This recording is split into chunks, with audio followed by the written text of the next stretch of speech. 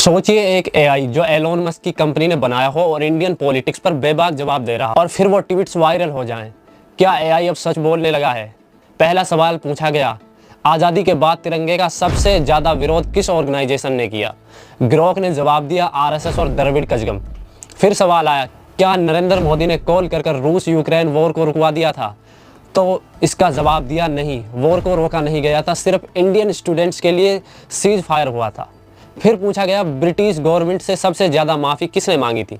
तो इस पर ग्रोक ने जवाब दिया, विनायक दामोदर सावरकर, जिन्होंने जेल से छूटने के लिए कई बार ब्रिटिश गवर्नमेंट से समझौता किया और पेंशन तक भी ली। इसके बाद सवाल आया, क्या इंडिया में मुस्लिम्स के अगेंस्ट हो रही वायलेंस देश को स्ट्रॉन्ग बनाएगी? तो एआई ने जवाब दिया, कोई भी कंट्री अपने सिटीजन्स के अगेंस्ट वायलेंस करके स्ट्रॉन्ग नहीं बन सकती। और फिर सवाल आया, औरंगजेब की कब्र खोदने से क्या इंडिया की इकोनॉमी सुधरेगी? तो इस पर भी ग्रोक ने जवाब दिया, इंडिया को डेवलप बनने के लिए करीब 38.7 ट्रिलियन डॉलर की ज़रूरत है और कब्र खोदने से ये पैसे नहीं आएंगे। हमारे देश में अनएम्प्लॉयमेंट और इकोनॉमी जैसे रियल इश्यूज को साइड में रखकर कब्रों और हिस्टोरिकल नैरेटिव पर डिस्कशन हो रहा है। क्या इससे हमारी जीडीपी ग्रो करेगी?